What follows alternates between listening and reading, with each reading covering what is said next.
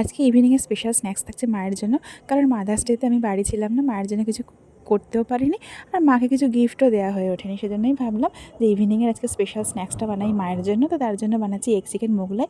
Chicken কিমা নিয়েছি 200 গ্রাম মতো, 1 চামচ সয়া সস, নুন আর গাজর আর বাঁধাকপিগুলোকে ভালো করে কুচিয়ে নিয়েছি, 1 চামচ রসুন, 1 চামচ আদা বাটা দিয়েছি, একটু কাঁচা লঙ্কা কুচি দিয়েছি আর একটা ডিম দিয়েছি।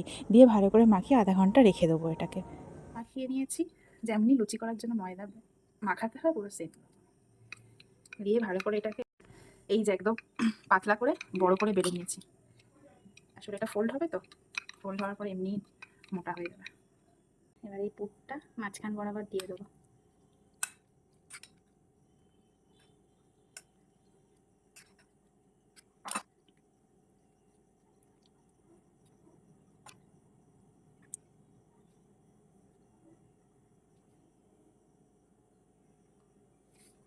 ব্যাস, এই যে বানানো রেডি। এবার তেলে দেবো। এই যে আগে এই দিকটা দিয়ে তেলে দেবো।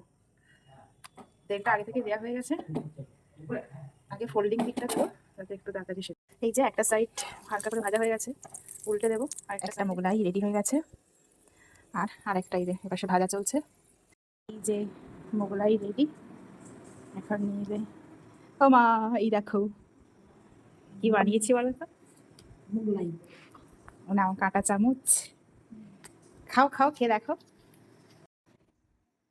কেমন হয়েছে, জোরে বলো। খুব ভালো হয়েছে। Egg chicken Mughlai. এটার সাথে একটা আলুর তরকারি থাকে, বুঝলে তো।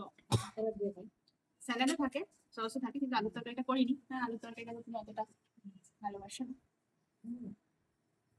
ভালো হয়েছে। কালকে মাদার্স ডে ছিল, তুমি জানো? কালকে তো আমি আসিনি, ওই জন্য আজকে সেটা তোমার জন্য বানিয়েছি। Happy mother's day. তোমার ভালো লেগেছে? বাবার জন্য বানাচ্ছি, বাবা এটা দেও। টাটা।